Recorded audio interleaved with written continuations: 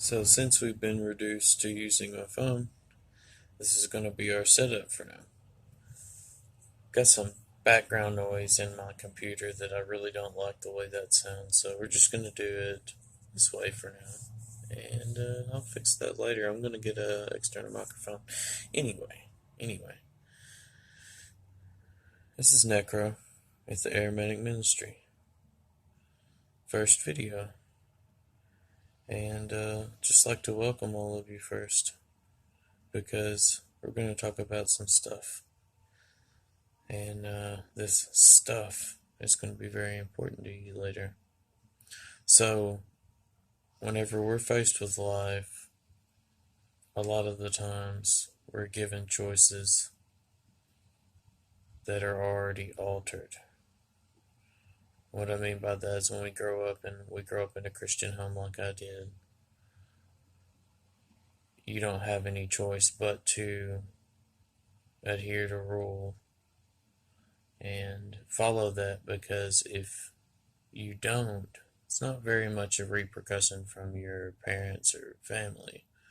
Repercussion's going to come from yourself, because you'll never be able to not judge yourself, and you'll never get to the point to where anything you do is going to be enough for you, because based upon how you judge things, everything you do is going to be a mistake, or for the wrong reason, or you're doing it for yourself, or some people would call it selfish to exercise to look good for vanity's sake, but I call that rubbish bullshit. It's ridiculous. People promote their own selves throughout life, and you can do this to your children too. So the topic this morning on Facebook was going to be chaos, and that's what I'm going to speak about. Chaos is the turning of this world and the beginning and end of things and animals and people, because of disease, because of war, because of long life. It happens because this world turns as it does every day. Chaos ensues on a grand scale because this world is on a grand scale. People think that if we just went back a few thousand years, that there wouldn't be war. There was war then, and there would be war now. People think if we could now revert back to those ways, that people would just change and people wouldn't hunger and for what is still here. That can never happen, because chaos is ensuing us. Chaos is the forced change of the world around you. Chaos is the lion chasing the antelope. Chaos is that same lion pack group pride, wolves, dogs, any band of animals falling to another band of animals, or a predator catching its prey, or the prey falling to the predator. Either way you look at it. Even the prey eating the grass has its enemies as well. Why do you think grass grows so fast and quickly and spreads so fast and quickly? It's not just science, it's the way that things just are, and we can't explain that, but we can put a name on it, and I would call it chaos. A lot of people would say that a good world would be based on justice and pursuing to destroy chaos. But if without chaos, animals would never hunt each other, and therefore the food chain would be broken, and therefore fishing wouldn't work. If a predatory fish isn't going to kill a real animal to eat, what makes you think that it would chase a bait or follow a feeding pattern in the ocean so that you can eat fish that the fishermen catch? And the way the fishermen catch the fish is by controlling the chaos, by finding their feeding patterns and running a net through that feeding colony, through that group of fish. That's how we fish. Because of chaos, we eat. Because of chaos, we breathe. Because of the sun, we have a planet with green earth and mountains and volcanoes. And because of chaos, this world did come to be. Of a big bang. But we won't even get into that, because that's far superior conversation to even just this.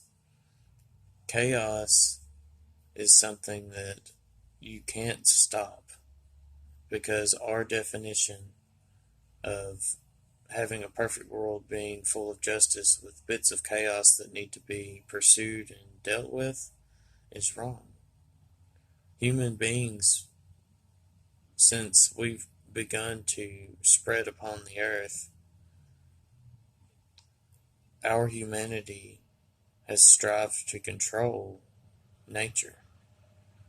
That's why we have laws now. Instead of men and women seeing a common good or something that's commonly bad in the tribe and deciding based upon their emotions, now we have laws, because humans have always tried to control the chaos.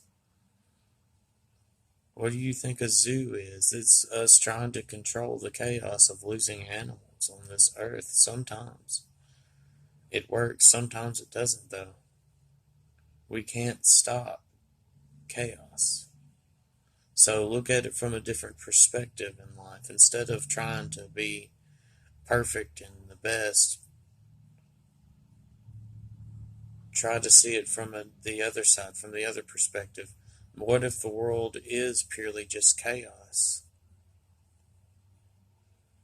And fighting back at this chaos, kicking against the prick of yourself, kicking against your own knives and daggers. We can't kick against this world. What makes you think that you're going to be able to make perfection from no change in life, no chaos? This is the reason we brought up chaos, because some people their whole life run from chaos and are chased by chaos, they think. They feel that everything chaotic just chases them down. And that's not the fact. The fact is that instead of going with the flow, a lot of times, even like I have all through my past and even now, we push against the waterfall of life. And we try to force ourselves into making a decision thinking that we're going to create more, I guess, more honor for ourselves, really. If you want to make yourself feel good, what I'm saying is if you want to be at peace in life, stop trying to fix yourself and just go with what you feel. You can't change chaos, and some people, their life is chaos. Sometimes they feel like they are the embodiment of chaos, that they can't rely on themselves in a social situation to not be anxious or to not lash out on someone because they can't trust themselves. So you must learn first. If you want to change your life, you must learn first. What side of the spectrum are you on? Are you a person that thinks the world is out to get you? Or are you the person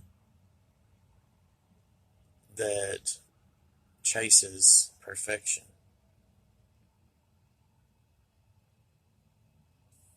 Is the chaos surrounding you, or are you causing your own problems and your own? What you think is chaos could very well be a good thing for everyone. What you think is chaos and what you think holds you back in your life, like smoking cigarettes for me, may not be anything. It may be worthless to someone else to have to deal with that, so they ignore that. That doesn't affect them. But it affects you.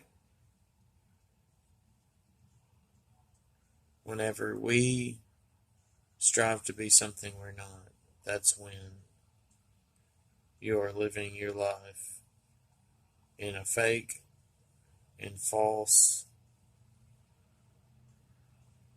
realm of justification. The reason I've tried to explain this the best way I can without confusing even myself is because, number one, we're taught how to act by our parents, and we justify ourselves based upon our ethics that our parents taught us. And sometimes, whenever a child's having a problem, they may be dealing with coming out as bisexual, and they're too afraid to face the chaos and go with the flow of becoming who they are because their parents are Christian. That's what I'm saying about having people having retribution against chaos, because the parents think that this kid growing up and learning is bad and it's chaos and it's evil. But really, in perspective, it's not chaos. The only chaos that is in the situation is the pain that the child feels for themselves because they can't come to their parents.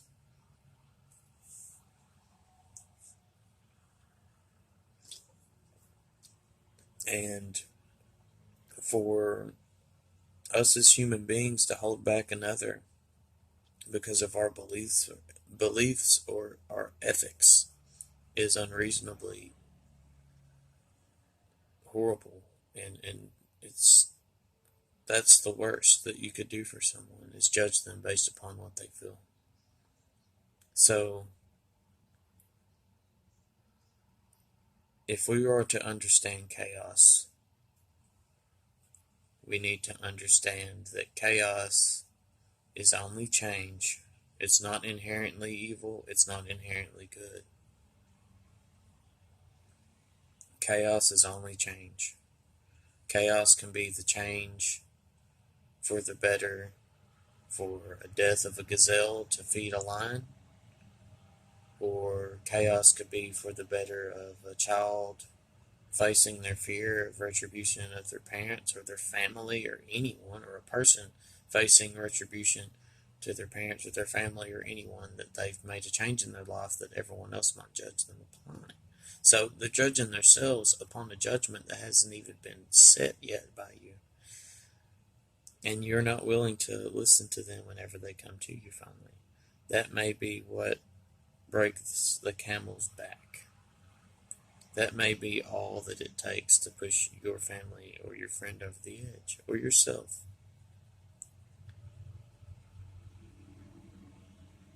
So break away yourself from this belief that chaos is evil.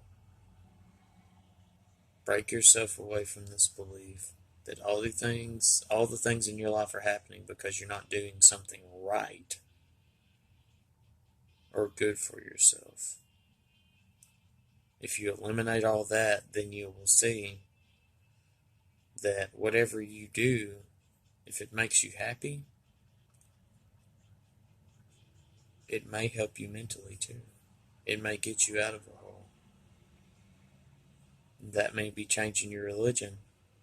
That's the reason I say it that way.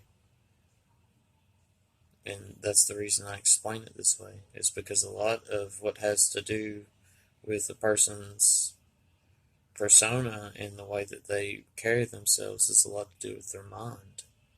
And if you can change the mind, you can heal a person. So the Ahrimanic ministry is just about that. It's about learning how to walk your life knowing that this world isn't justice with little bits of evil or chaos mixed in it to throw you off.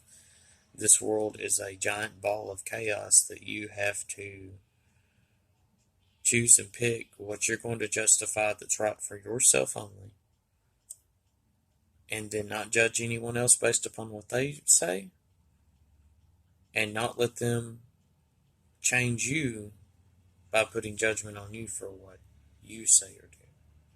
So – don't say what they do is wrong. And if they say what you do is wrong, then you keep doing what you're doing. And you ignore that because that's irrelevant. You don't even think about that. You do what's good for you. You walk through the chaos. You want to get out of that rut you're in, even as a Christian, you're trying to go back to church, you're not being faithful. But you have to change yourself. God can't change you. Your friends can't change you. You can change you, though. If you decide that you're going to stop what you're doing and you're going to go to church, then you do that. And if you don't go to church, or you're an atheist and you don't believe in God, this is the place for you too. Just like any Christian that is lost out there and doesn't know what to do with themselves. This is not a place about a deity. It has the name Ahriman's ministry written all over it. Ahrimanic ministry it's everywhere, all over it. Ahriman is all over it. But that does not mean that he is the deity of the church. That does not mean that he's going to come down or come up or come from anywhere and do anything for you. The 3 tenets that I put on the page at the Ahrimanic Ministry page at Facebook explains in a spiritual manner what your thought process can do for you. And if you can first learn that the way you feel is going to help guide you to better places in life, and to not ignore your emotions, but to let them guide you. I hear Christians say, well, pray about it. And they say, well, I did pray about it. I just don't feel right about it still. And then they're like, well, follow your heart. What does your heart tell you to do? Okay, well,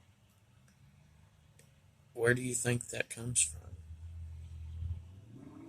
People tell you all the time to follow your gut, then they tell you to pray. How confusing is that? I've been there before. We live in Texas. That's how it is here. Everybody prays to God.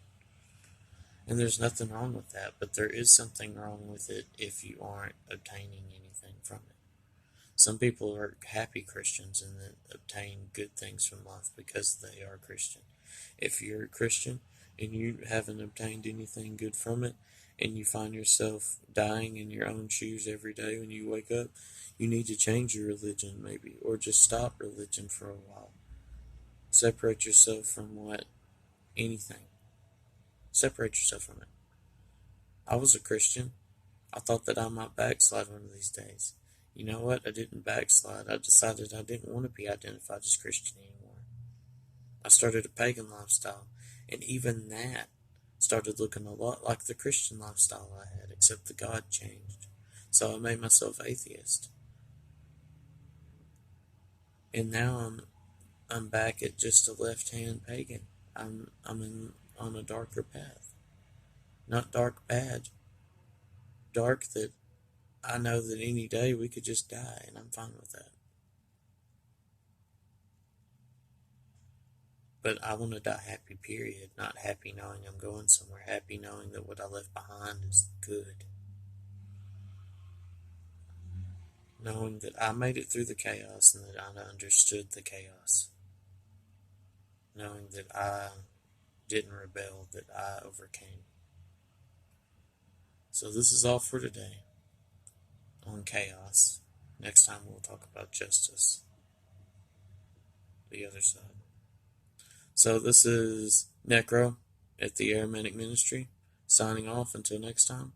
Come visit us at Facebook at the Ahrimanic Ministry, and email me at NathanaelNecromancer at gmail. That's Nathanael, Necromancer, Necromancer